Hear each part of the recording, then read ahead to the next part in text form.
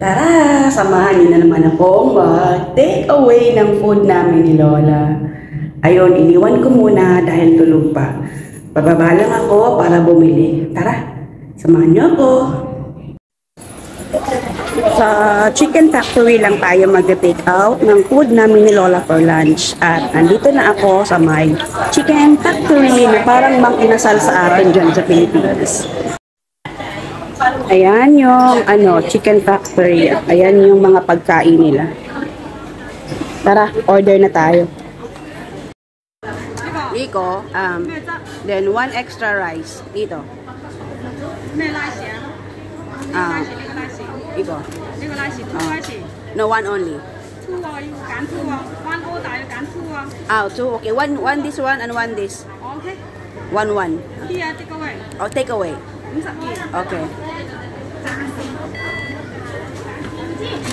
Thank you.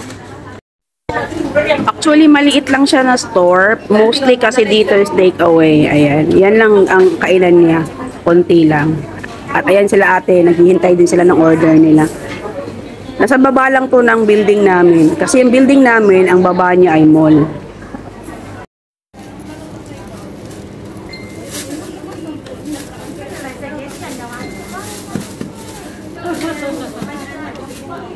Thank you. Naging translator pa ako doon ng mga Pinay. Pero at least nakakatuwa lang kasi meron talagang hindi pa rin nakakaintindi sa culture ng mga Chinese pa or the way yung mga Chinese na magsalita. Sila kasi yung mga Chinese kasi minsan lalo na yung mga nagtatrabaho sa restaurant.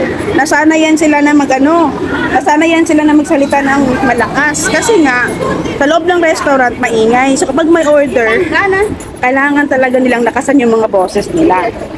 So ganun yun. It doesn't mean na nagsisigawan sila ay nag-aaway na. Maliban kapag nag-aamok na yun, talaga away na yun. Pero mostly talaga ganun talaga sila. At saka mostly ng mga Chinese restaurant dito, maingay talaga sa loob. Especially pag naglilinis sila, parang tinatapon lang nila yung mga utensils. Ganun. Pag natatry nyo yan, huwag na kayong magtaka. Ayan. Pauwi na ako at gutom na si Lola at gutom na ako. Bye!